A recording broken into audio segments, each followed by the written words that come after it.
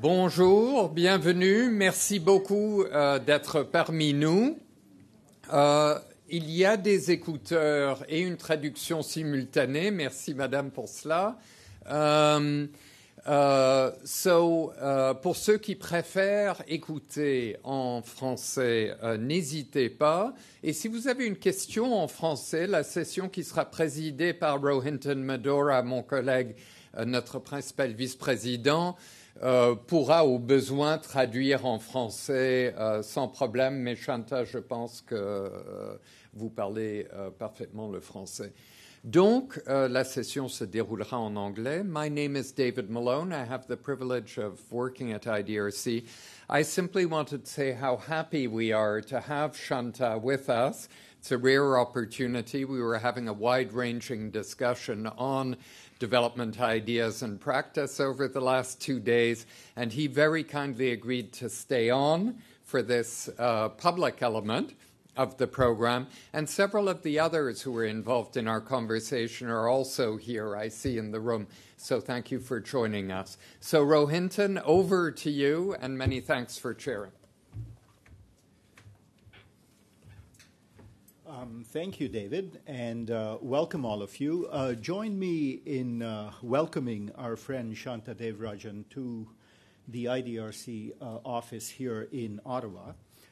Shanta has a long and distinguished career in research and practice the world over. In fact, he left his native Sri Lanka at, I assume, is a relatively early age, because he did his undergraduate and graduate training at Princeton and at the University of California in Berkeley, then joined the faculty at Harvard's Kennedy School of Government, where he was for a number of years in the late 1980s and early 1990s.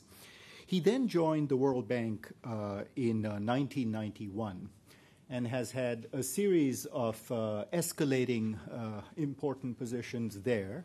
He has worked at the bank on issues of human development, health, education, public economics more broadly. He has published extensively on issues of trade and finance as well. He was a principal author of the World Development Report on Poverty some years ago, and is currently the chief economist for Sub-Saharan Africa at the bank, and has been as such since 2008, prior to which he was chief economist for South Asia at the World Bank. The other thing I should say about Shanta is that he has always changed his orientation in constructive ways. And so what is a relatively new field for many of us, by new I mean the last 2 decades or so, the links between conflict, fragility, and development is something that the bank has been involved in of late. Many of you will know that the most recent but one World Development Report was on conflict and fragility. Shanta was a key author of it as well. And so he has chosen as his topic for his talk today something he's working on currently, avoiding the fragility trap in Africa. One final point I should say about Shanta, in spite sometimes of his day job, he has been influential with, and I'm not exaggerating, a generation of researchers, especially in sub-Saharan Africa, but also in Asia and elsewhere. And so he's been a friend of IDRC through several endeavors that we have been part of going back 20, 25 years. This is not something we expect or see often with people who have so much else to do, but Shanta is a keen participant in several applied research networks on the continent, in Africa and in Asia. And so our paths have crossed, although it's symbolic of the crossing that I think Shanta knows our regional offices better than he does the head office. But welcome to Ottawa, Shanta. Okay. Well, thanks very much. Thanks very much, Rohinton and David. I really appreciate this opportunity. First of all, it's very nice to be here at the head office. But also, this is a chance to discuss with this group a fairly new paper, actually, but one whose ideas, as Rohinton mentioned, have been percolating for some time. And so I'd like to share those with you and see if we can get get your reactions. And, the genesis of this is, since I became chief economist of the Africa region, I kept chairing meeting after meeting about the country strategy for Burundi or CAR or Guinea-Bissau, where you began to hear the same story over and over again. This country has been in conflict, has been a fragile state for 10, 15 years, and there are things that we need to do to get out of fragility, investing in security or investing in improving property rights or reducing corruption, and yet because we're a poor country, because we're a fragile state, we don't have the money to do it. And then, I go to these meetings, and most of those meetings are about how much more money we can get for these countries, and people say, well, this place is a fragile state, so, why should we be putting money into a conflict state like that? And this began to bother me, to be frank, that something was not right here. And we started looking at it. And the other thing that I observed was, as some of you may have heard me say before, Africa has been growing relatively rapidly over the last 10 to 15 years. But there was one group of African countries, which were these fragile states, that were not growing.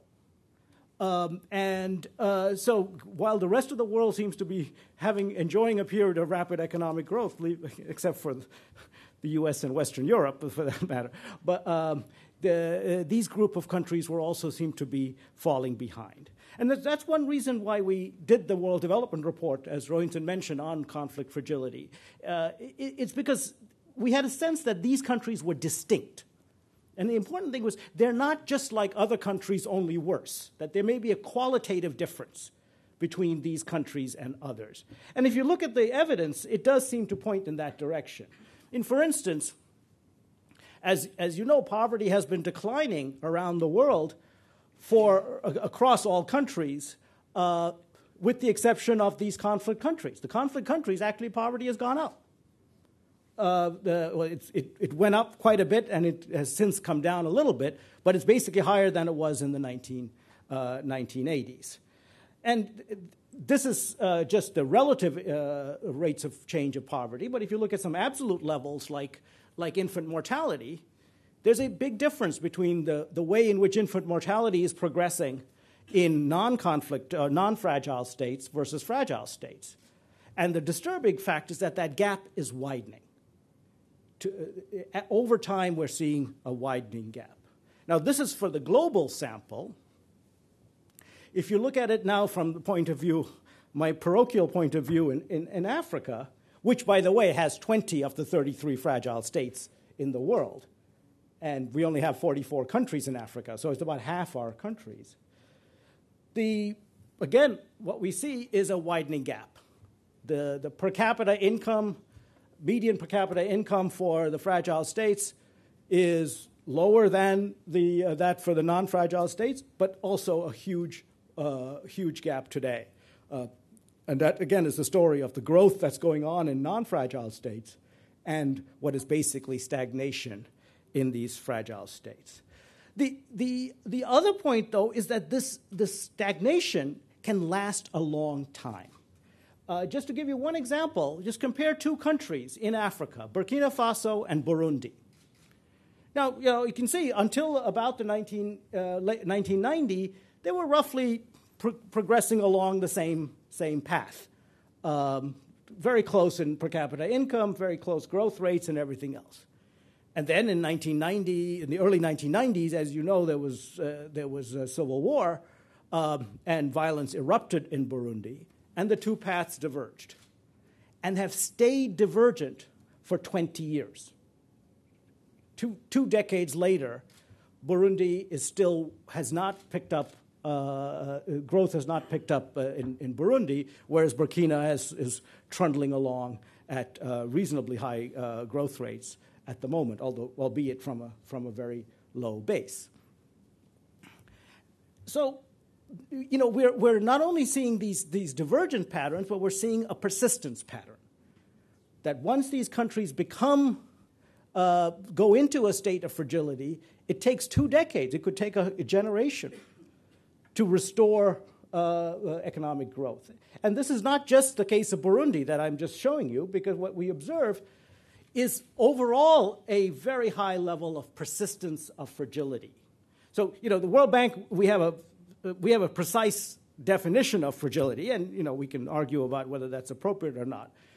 But there's a cutoff of the country policy and institutional assessment, which is our assessment of the quality of policies and institutions in a country.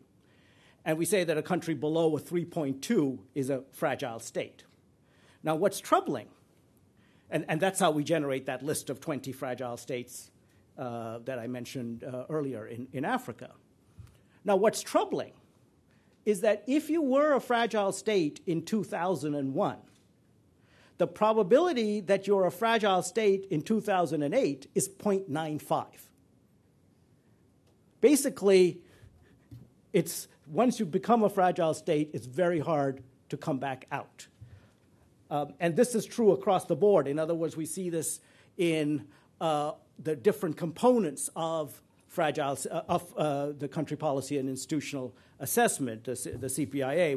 We look at it along 4 categories: economic management, structural policies, policies for social inclusion, and the public sector management.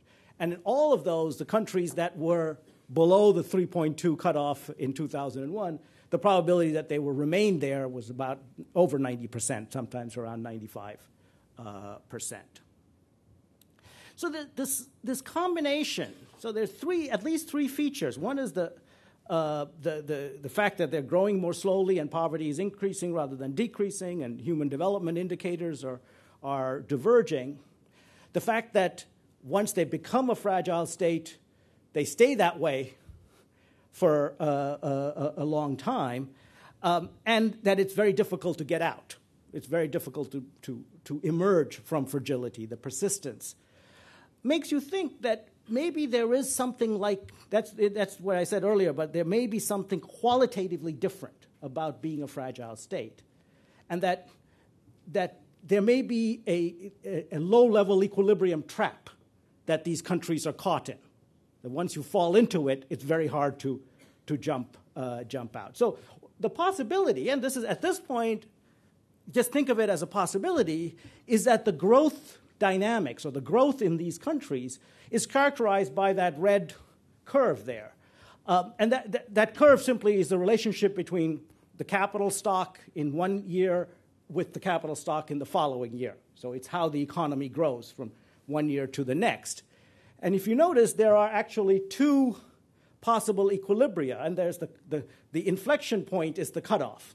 So think of it, if you're above that inflection point, so you're to the right of that, your capital stock happens to be above it, then you can proceed along, as the arrow shows, growing and growing and growing and growing until you reach a steady state growth rate. And that's the good news. That's if you're in the good equilibrium, where you actually experience rapid economic growth, albeit at an increasingly slower rate. And that's close to what we're observing in some of these non-fragile states. But then, if you happen to be below that cutoff, below KL, the threshold, the inflection point, then the economy spins in the opposite direction. Then your capital stock actually starts shrinking. And it shrinks and shrinks and shrinks until you get all the way down to 0. In this example, I mean, this is just a graphical example. And that's also an equilibrium. That means once you get there, there's no tendency for you to emerge from it. You're already trapped in that equilibrium.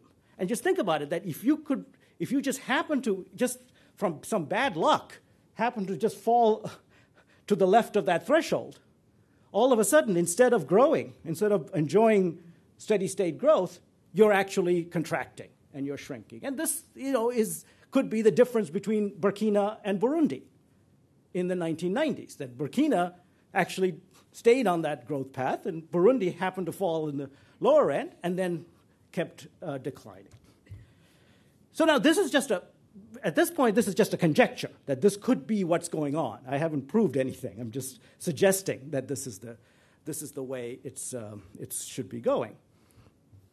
So what we did was put together a very simple, plain vanilla economic model, a growth model, and then included in it 3 characteristics that we thought were salient of these fragile states. And those 3 characteristics, I'll show you in a minute how we did it, but the 3 characteristics are political violence, insecurity of property rights, the whole protection of workers and protection of households and so on, and corruption. Now, these seem to be, if you go around to Guinea-Bissau or Burundi or CAR or Togo, you begin to see that these are the characteristics that seem to be typical of these countries. So what we did, and I promised Bruce and the organizers that I wouldn't put up too many equations, but I do have to give you one equation. So I promise this will be the only one. But I need to show you how I introduced political violence and corruption and insecure property rights. And just think of it as a simple growth model, the plain vanilla, garden variety, the kind of thing that Rohinton and I teach and learned in graduate school, where you have a production function, Y, which is a function of capital and labor.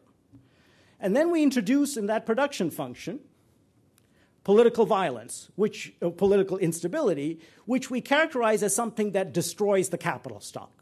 So if you have a civil war, and you do observe this, and you have a civil war, a lot of the machines get broken, a lot of the infrastructure is destroyed, the ports can't be used, the roads can't be, roads get blocked. So that's reducing the capital stock, and that's the effect of political violence. The second is this insecure property rights, which covers everything from people having access to their land, that nobody will come and steal their land, and so on. We characterize that as actually affecting the productivity of labor. So you're a farmer and you're working on your land. Well, if you had property rights to that land, you'd be able to invest in it, leave it fallow when it's necessary, and increase your productivity. So that's the farmer's productivity is affected by insecurity of property rights, and otherwise people will come and steal your land or whatever. And the third is corruption. And now, just before I get to corruption, let me say that the political violence, insecurity of property rights, and corruption, and I'll explain how I do corruption in a minute, but all of these are features that we can invest in trying to remove or reduce. So you can invest in security with resources that will try to reduce the level of political violence. You can invest in regulations and protection of property rights. And you can invest in corruption. Okay, then let me get to corruption then. So corruption, and I know that Huguette is not here, right? I mean, people like Huguette Labelle have written books on corruption, and I'm going to reduce it down to one variable, D. So this is not to say that corruption is a very complicated issue, but I want to just take one particular aspect of it, which is simply that when there is corruption, the government doesn't receive all the revenues that it's due from taxation. So you have you tax labor income, and then D% of it leaks. So the government only gets 1 minus D as tax revenue. So that's just one aspect. As a corruption has lots of other effects, but I just take a very simple one, that corruption is the slip between the cup and the lip in tax collection. But again, we can invest in anti-corruption activities with resources that could then reduce that level of corruption. Now, with just these 3 additions to the standard plain vanilla growth model, the political violence, the insecure property rights, and corruption, nothing else, no fancy slates of hand, it turns out that this economy characterized by these 3 actually behaves the way I conjectured earlier, that there actually are 2 equilibria. There's a high-level equilibrium, if you happen to be over that threshold KL, and there's a low-level equilibrium, if you happen to be below it, which puts you down in the swamp. And the intuition, given that the way I characterize the model, is very straightforward, because if you keep in mind that you can invest in these features, so if an economy happens to be below that equilibrium, sort of below the threshold, below KL, then you have fewer resources that year because you're not growing as fast. In fact, the economy is shrinking. But then that means you have fewer resources to invest in things like political violence and insecure property rights and corruption, which means that the next year your resources are even fewer. And then you have even less to invest in these things. And then the following year, your resources are even fewer. And that's how the economy goes into that tailspin of further and further decline. Every time you're trying to get out of this trap, in fact, the economic circumstances are such that you can't. And so then you're reduced to increasing poverty and increasing and slower growth. So this is no sleight of hand. This is simply a reflection of those three assumptions I added in about the way in which these economies function. And it might actually be describing what is really going on in places like Burundi and Guinea-Bissau and Central African Republic. Now, the implications of this, though, are quite important. Well, there are two implications of this. One is, remember what I said earlier about the fact that once you become a fragile state, you're stuck there for a long time. So what this means is that falling into fragility is not simply something that you can bounce back from immediately. You could be all the way down for 20 years in that trap, which means that the way we measure sort of the effectiveness of aid or even the development of a country has to be thought of very differently, that rather than looking at just the growth rate this one year or the next year, we could be inadvertently sometimes relegating these countries to 20 years of slow growth. If we risk the chance that they fall into that low-level equilibrium, we could be condemning them for a long period of time before which they can emerge. Because this is not in the technical jargon, this is not a linear system. This is a highly nonlinear system, and so that's why you can fall into a trap. But remember I said earlier that resources, if they can be used for these purposes of addressing the political violence, insecurity, and property rights and corruption, could actually then avoid that trap. So we took this model and just simulated what would happen if there was an increase in foreign aid, so an exogenous increase of resources to this economy that then gets used for these three problems. And that if is important because we'll come back to that in a minute. But just think about that, right? So this economy gets an increase in resources. Well, what happens there is that whole curve shifts to the left. So if you happen to be at the danger zone, you happen to be at that cusp where you could, with a bad luck, a bad rainfall or something, you could fall into the trap and then descend downwards. Now, all of a sudden, you're outside the danger zone. So what aid might be able to do is give you more of a margin where you can move up rather than risk moving down. Because what aid does is move that whole curve to the left. So you're, again, and the intuition, again, is what I was saying earlier. Now with those extra resources, you can actually spend on reducing political violence or improving security or property rights or reducing corruption, which then gets you back onto the virtuous cycle as opposed to the danger of falling into the vicious cycle. So, and this is, again, coming back to the idea that this is if you can use this aid to address these three problems in the economy, you could actually insulate the economy from falling into that trap or get the economy out of the trap with these resources. But and stay with me for a minute on the assumption that you can actually use these resources, because then you think about what are the criteria we use for allocating foreign aid, and what are the criteria we use? Well, if you have a country with political violence, insecure property rights, and lots of corruption, you give them less aid rather than more aid. And usually for good reason, because you think that the aid is not productive, right? And probably based on some papers I wrote in my youth about aid effectiveness, right? There's no question that those kinds of economies are ones where that incremental aid might be misused. But think of it the other way, that by doing that, by denying them that aid, you're also risking relegating those countries to 20 years of slow growth. So you're trading off potential misuse of aid at the margin, that aid might get, some of it might get stolen and everything else, against that huge risk that that country could slip into that low-level equilibrium trap. And once they're into the trap, it's very hard to get out. So this is really calling into question the very criteria that we use to allocate aid. That while, and for as I said, very good reasons, lots of good papers have been written by good friends of mine as to why you should allocate aid to countries with less corruption and better institutions and better policies. No question about that. But I don't think we've sufficiently thought through the downside implications.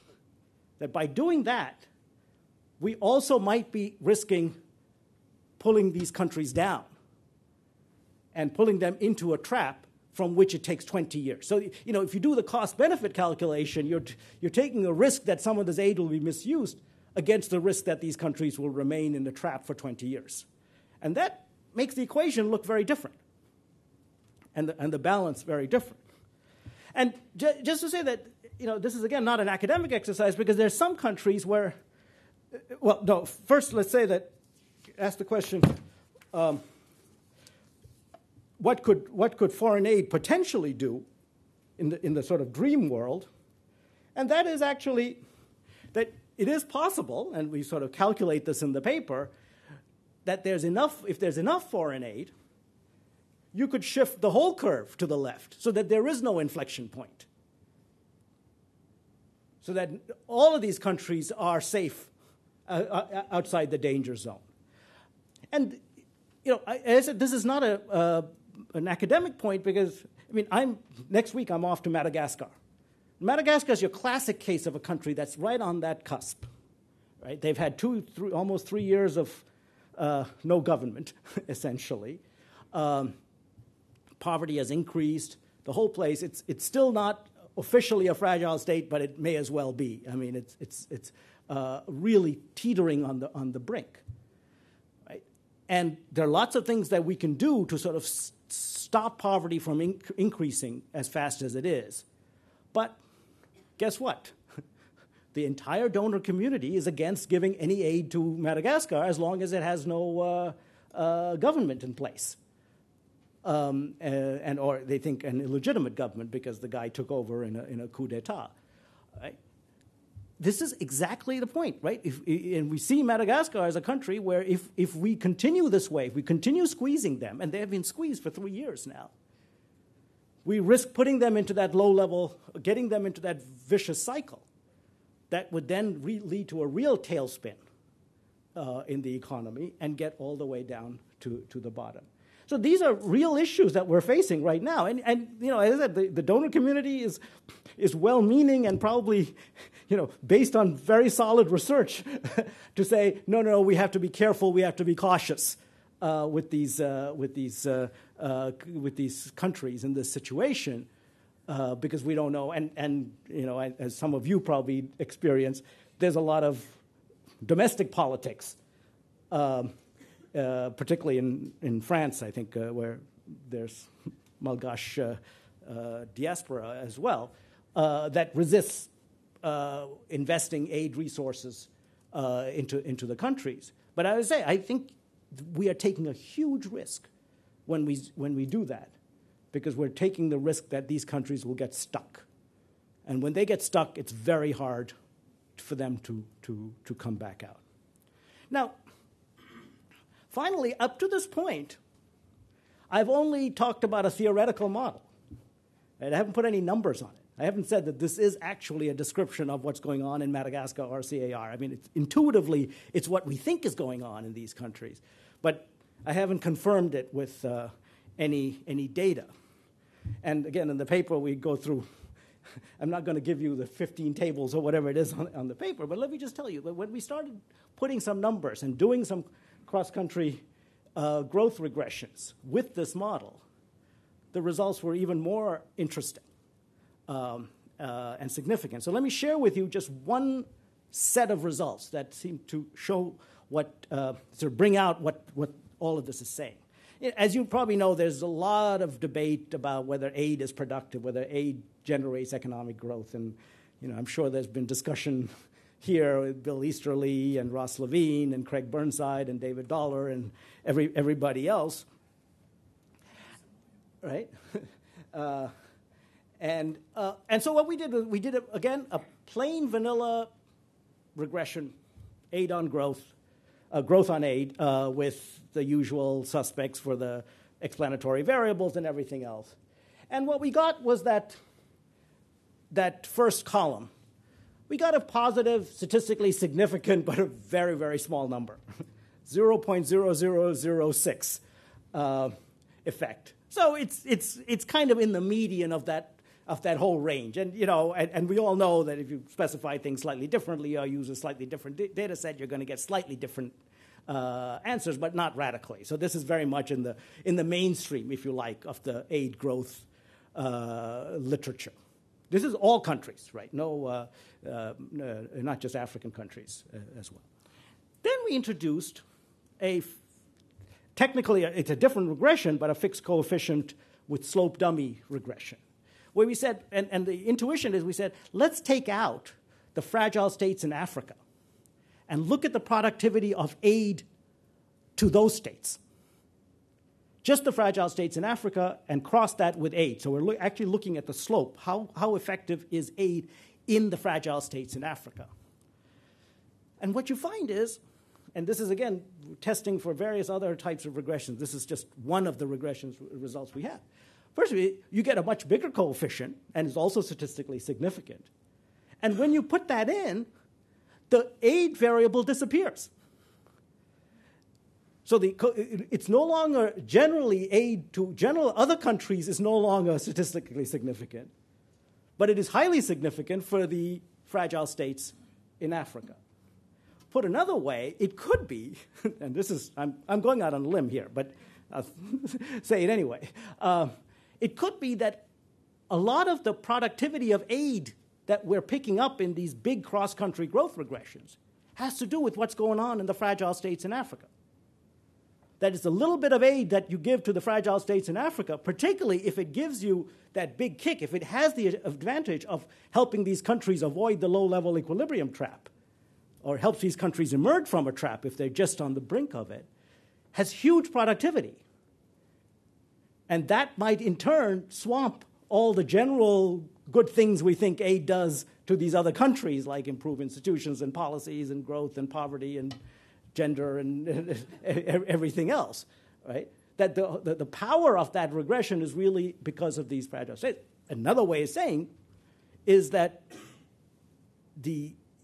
we've cut back on aid so much to these countries, to these fragile states in Africa, that a small increase in aid could have big effects.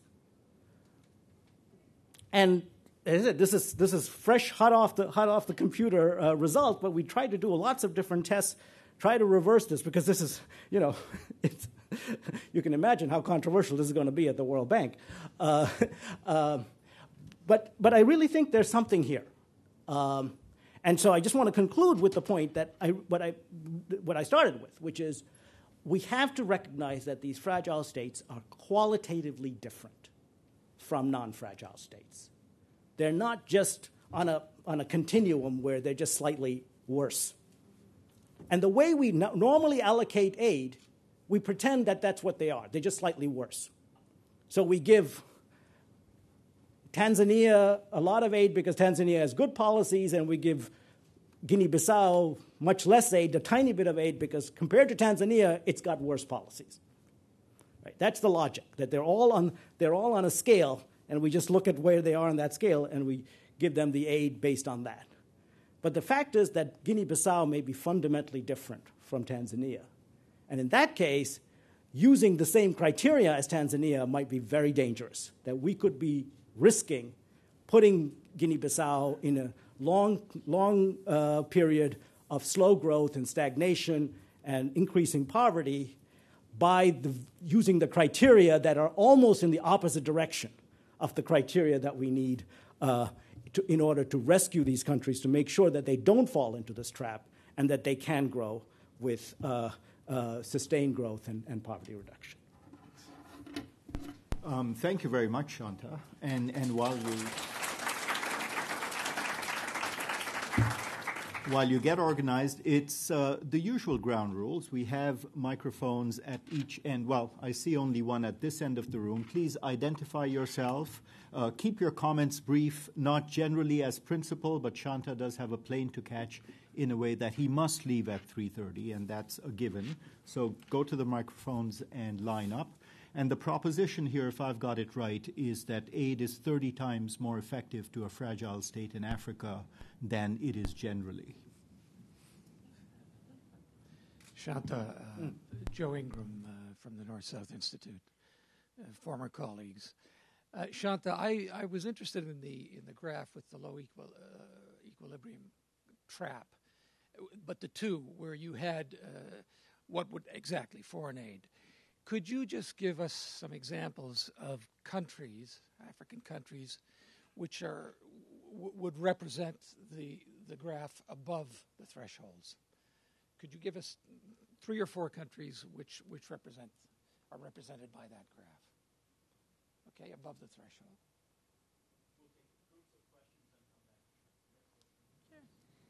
Hi, my name is Alexis Porter. I'm currently at Foreign Affairs, and up until recently I was working on Madagascar. So I just wanted to follow up on your comment and say that my understanding is that donors have withdrawn bilateral aid, but all that simply happens is we've rechanneled our funding through, UN partners, INGO partners.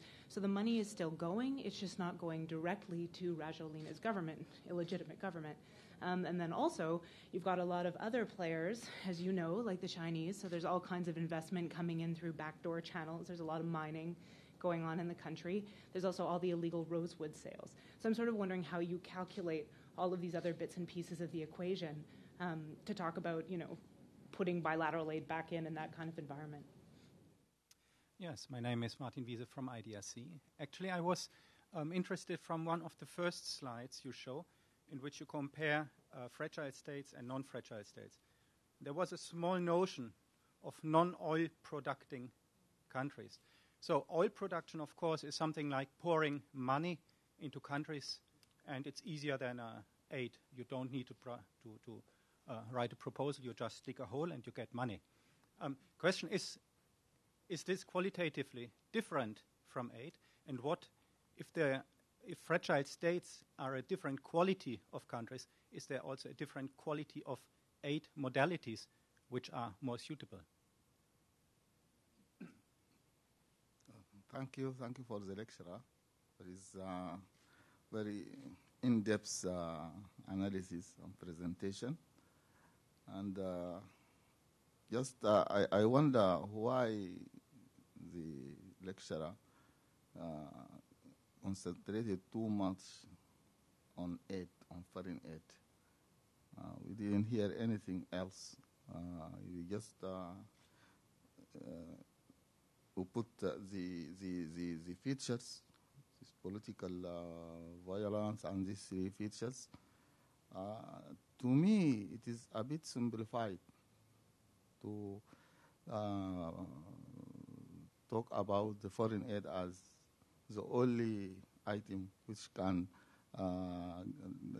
let this fragile states to get rid of this state of economic growth. I can go even further by saying that I can add foreign aid to these 3 features. The other way around, not a solution. I think foreign aid in its totality, as you know, there are many differences about what is foreign aid, whether they are effective or not effective. But mostly, to me, the dependence of such states, whether in Africa or other continents, I can say this is also a main cause because why these countries became fragile and they continue to be fragile, depending on foreign aid, and not every aid. There are certain foreign aid which can be beneficial, but foreign aid, there are a lot of talk about it, a lot of things. And personally, I think the dependence of these countries, many countries on the foreign aid, is one of the reasons of why they are backward. Thank you. Great. David? Just a quick question, Shanta. Thank you very much. A really stimulating presentation. First, it seems to me that aid donors, perhaps not the World Bank, but bilateral donors, faced with fragile countries, want to invest in things like security sector reform and those sorts of things, which often don't work out all that well. You can pour an awful lot of money into that without result. When I think of countries that have emerged quite successfully from conflict, and where perhaps I rejoin your analysis a bit, are some that experienced very sharp growth after conflict, Mozambique being an example, El Salvador being another example.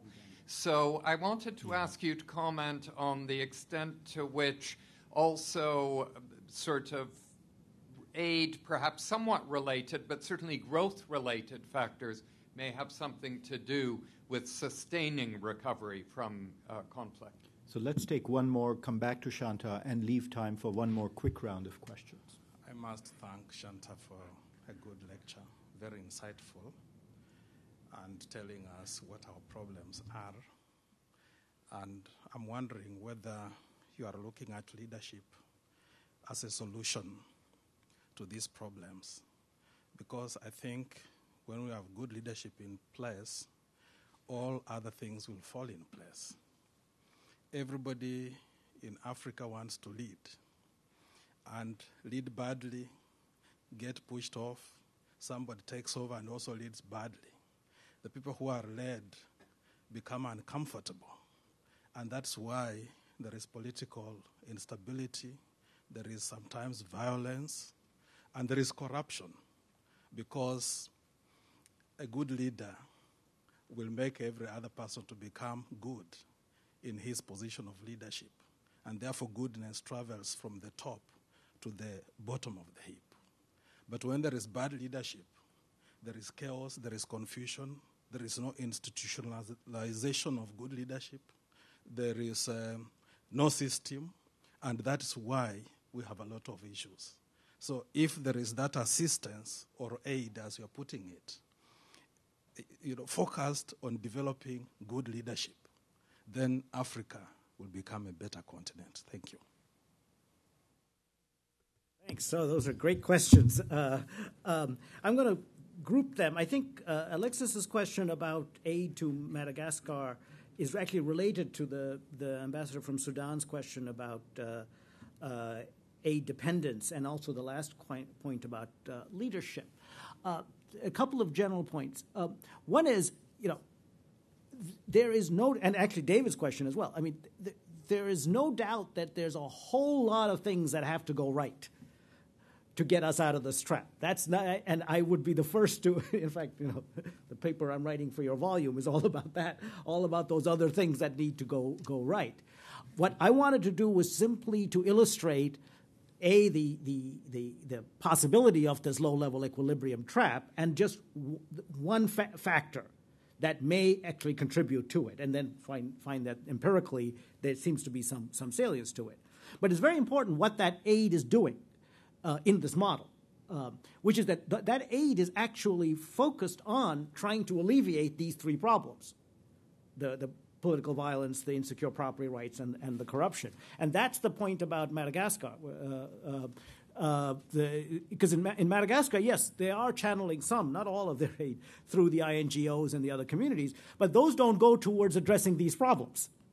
See, if you need some kind of aid going to government to be able to address some of these problems, because they require actually institution building at the government level. Again, it doesn't mean that aid isn't useful, but this is the kind of aid you're going to need to avoid the trap. The rest of it is actually just keeping things from getting even worse, I would say. But that brings me to the point about leadership, which is a very, very important point. Actually, before that, let me say on leadership, because that's absolutely important. But the trouble is, and we would all wish for good leaders. but I'm not sure we know exactly how to breed them or to grow them, except by creating the rules, creating the institutions from which good leadership emerges. But that then comes back to what I'm talking about, right? That comes back to institutions that protect property rights, institutions that reduce the possibility of corruption. If you can set up those institutions, set up those regulations, then the chances of strong leaders emerging are higher. Or put it another way, the absence of those institutions is what makes it possible for bad leaders to rise. So I think we're really talking about two sides of the same coin. I mean, I fully agree with you that the leadership is important. And for the ambassador from Sudan, I would say, again, as I said in my answer to David, absolutely, there are lots of other factors. I just chose aid simply to illustrate one of the features that could help you get from the trap. But then I want to come back to the dependence point, because that is and it might be true that some of these countries fell into a trap or fell into fragility or conflict because of high levels of aid, although that's still questionable. But that still doesn't mean that by cutting the aid, you can get them out of the trap. See, that's the paradox, that there may be lots of reasons why they got into the trap, including aid. But that's not the reason to pull the aid out. Then to my friend Joe Ingram's question about examples, and so I'll illustrate that with a country like Guinea-Bissau. I mean, I think Guinea-Bissau is a classic example. In fact, it was Guinea-Bissau that sort of inspired me to start doing this work. Because it was, and Guinea-Bissau is unfortunately one of these aid orphans, right? I mean, it doesn't get a lot of, I don't know what it is in Canada, but the Europeans basically don't pay much attention, even though it's become a big drug entrepot now, and most of the drugs that go to Europe actually come through Guinea-Bissau. And a few other countries. Now, it's a very poor country, and we had this exact same discussion where there are things that you could do to reform the civil service, to reform the fiscal situation, to put in some security forces and actually pay them some money so that they won't get taken over by the drug lords and things like that. That might actually help remove the thing. But we had no money. Nobody was willing to give. And the country director, a friend of mine, Habib Fatini, you may know him, Joe, actually said, okay, I'm going to take a gamble on Guinea-Bissau. So I've got a 3-year IDA allocation for Guinea-Bissau, because that's the way IDA is allocated over 3 years. I'm going to telescope it all into this year. I'm going to put all the money for my and the 3 years is only like $15 million. It's because it's a small country. I mean, that gives you an idea of how small the allocation is. I'm going to put it all into year one, take a big gamble, give them all of this money, and it had the effect also that, I don't know how to put it politely, it embarrassed some of the other donors into actually putting some more money too, because they all kept saying, well, if the World Bank isn't going to do it, we're not going to do it. Now we said, okay, we're doing it, so you guys come in. So they got about $30 million actually out of the deal. And it actually turned the corner. And the evidence was that because it started building public support, political support for security. So when there was an attempted coup actually a year later, and for the first time, Guinea-Bissau has had lots of coups, right? For the first time, as soon as the coup occurred, people were out there marching in the streets saying no more coups. They had seen what stability had brought them. And there was a slight improvement in infrastructure and everything else. And we don't want any of this anymore. But it took that kind of gamble. And this is one of those gambles that worked. So we can talk about it. But I think that's the kind of example I'm talking about of countries that have shifted above the threshold. By taking that gamble, and we had to do this all within the World Bank rules. So we weren't, we couldn't go, you can't go beyond your IDA allocation. But taking that kind of gamble on this country, violating all of the CPIA and everything else, but since my office actually generates a CPIA, we can get around that. But we were very transparent about it. I mean, we told the board we're taking a gamble on Guinea-Bissau, and it might not work, but this is the case where it did work.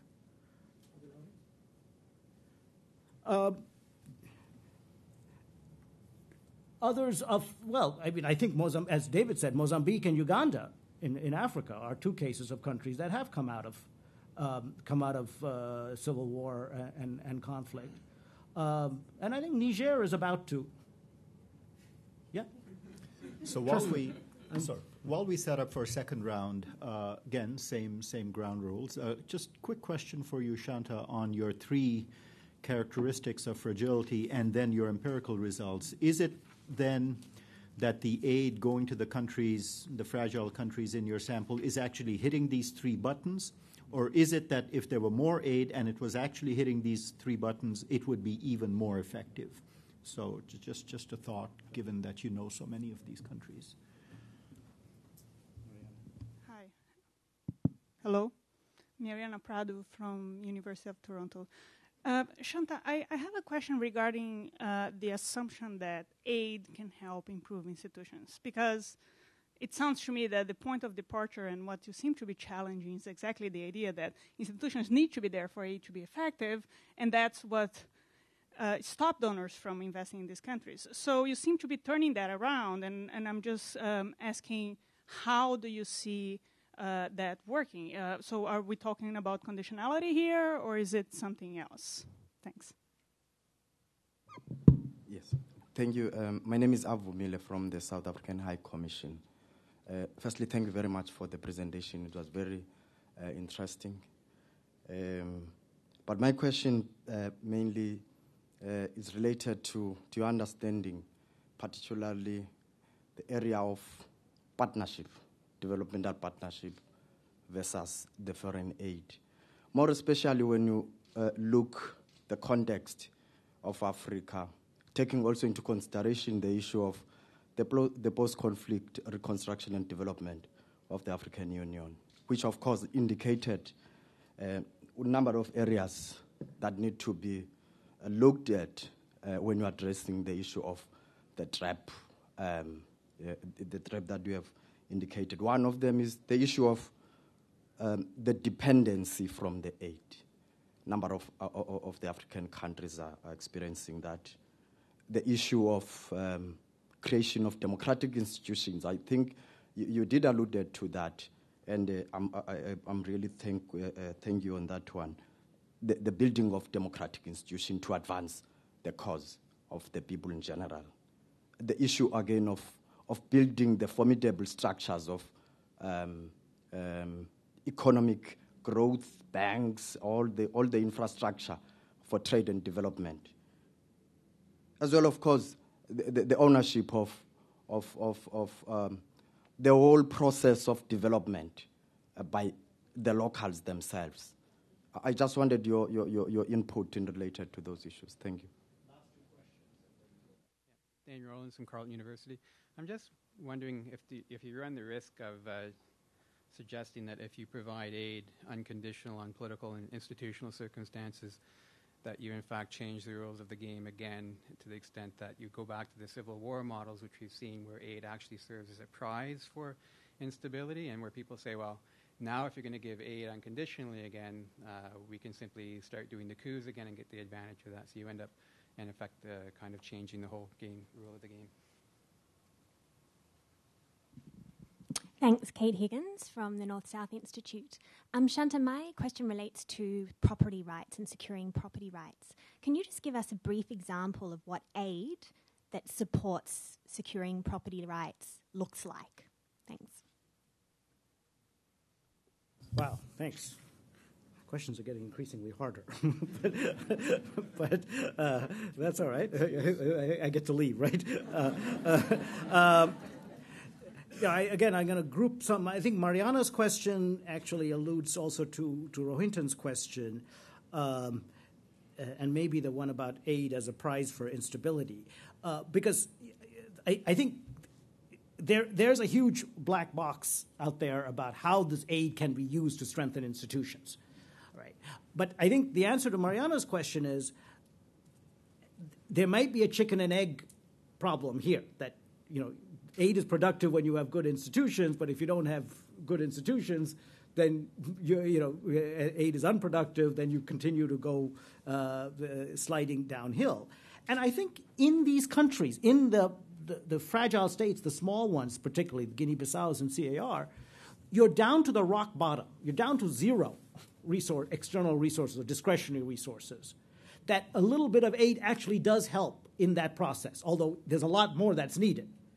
That, I said, in the Guinea-Bissau case, basically they had to pay the civil servants a minimum amount in order to get some semblance of both political stability and the securing of property rights. Because if the civil servants weren't going to get paid, they were out there looting other people's property themselves. So, just that dollop of civil servant salaries, it's not by itself. It's not going to solve it. But then I come to the gentleman from Carleton's question. I don't think this is unconditional aid. I mean, this is not what I'm talking about at all, right? It's very conditional, but it's conditional on, at least it's in this simple model, and I think even in the real world, I would say it's very focused on these institution building, institutional strengthening activities. So it isn't a question of discretionary. It doesn't create the kind of discretionary license that aid then becomes the prize for looting. So I would, and there's some debate as to whether this increases or decreases the flexibility of governments. But I think, take the case of Madagascar. Right? I wouldn't say this is, budget support to Madagascar. It's almost the exact opposite. Let's target 2 or 3 places where we can go in. And I already know. I mean, if you can try to do something with the port of Madagascar, that's one way. Then somebody asked about an example of the last person for NSI of property rights, using aid for property rights, land titling. I mean, one of the simple things that can be done is, in many of these countries, both fragile and non-fragile, there are farmers who've been farming that land for years, but nobody knows who has title. Once you can start building title, and we're doing some work where we're using geospatial technology to actually track those land titles and then actually establish the land title. By the way, this helps those farmers from being captured by their own government. I mean, one of the problems we have is that the government comes in and says, by the way, this isn't your land, this is our land, and then next thing you know, there's, you know the rest, right? So I think, that doesn't cost a lot of money, but it does take some money. It takes a lot of technology and sort of knowledge assistance, but I think we can do quite a bit in that domain. Now, the gentleman from the South African High Commission, I think you were asking about sort of development in general rather than where is he? Okay. Development in general rather than fragile states. And I think all of those features that you mentioned, partnership, democratic institutions, and ownership, are relevant and highly relevant for development progress. I do think, though, that in fragile states, particularly in the middle of a crisis, actually we need to be more flexible on some of those areas, like ownership. And I give it. That's another example for you, Joe. In Liberia, post-conflict Liberia, there was a very interesting situation where there was money, but the government was, one way to look at it is weak capacity. Another way to look at it is that everybody was ready to loot the place. And so there was no way to know how this money was going to be spent.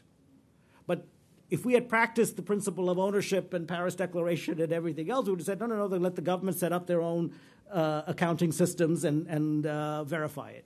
But we actually said no. The donors were aligned on this. They said, no, we're going to put in our own auditors, our own financial managers, and they're going to track every penny of it. Right? And what this did was it increased the amount of aid that Liberia got, because suddenly there was more confidence. And it was beginning to show results, and this began to create political support for the post-conflict movement. So at times you need to actually violate your own principles when you're in these emergency situations. I also realized that I didn't answer the question about oil. Somebody last time, and it reminded me when you were asking about aid as a price for instability.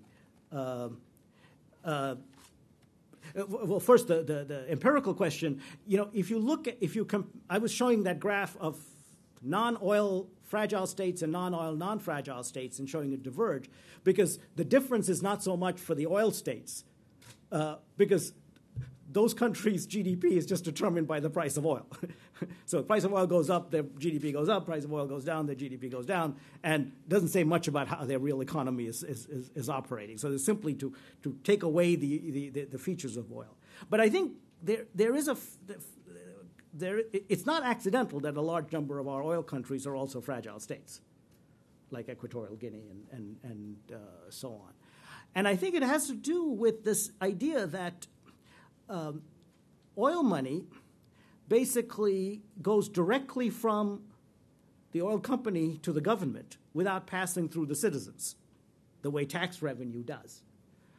And this reduces the level, it reduces the extent to which the citizens think it's their money. And it reduces citizens' scrutiny of those resources. And, of course, it then leads to different groups suddenly fighting for it. Again, it's the weakness of the institutions. CAR is a good example of that with diamonds as well. I mean, CAR is a country that has diamonds. It's quite rich in diamonds. But those diamonds have been the source of the conflict rather than a solution to the conflict, because they had very weak security forces and security institutions. So it was a winner-take-all mentality. It was like the Wild West out there in CAR, and then a civil war ensued. So we have to be very careful about these natural resources, much as we like them and much as we think they're valuable, because those could be the source of the problem rather than the solution. Shanta, thank you very much. In closing, let me just sort of make 3 quick points. No, we have run out of time. One is to remind us again how the value limits, but also in this case, value of reductionist analytical approaches. If we then use them for much more sophisticated analyses, then this is where it gets us, and that's one. Second, the importance of innovation and flexibility in the business of foreign aid, but more broadly. I thought your Guinea-Bissau example was revealing there. And third, to remind us that in some ways, Shanta's results, bright as they might seem in some ways, are stunning, might be understating the issue in the sense that we're not thinking of the spillover effects that failed states and extremely fragile states create for foreign aid investment and other good things in the neighboring region and indeed in regions far away. So all of that to say, much food for thought. Keep at it. We know we will as well. Thank you for stimulating us. Good seeing you again. Thank you all for having joined us, and see you at the next session.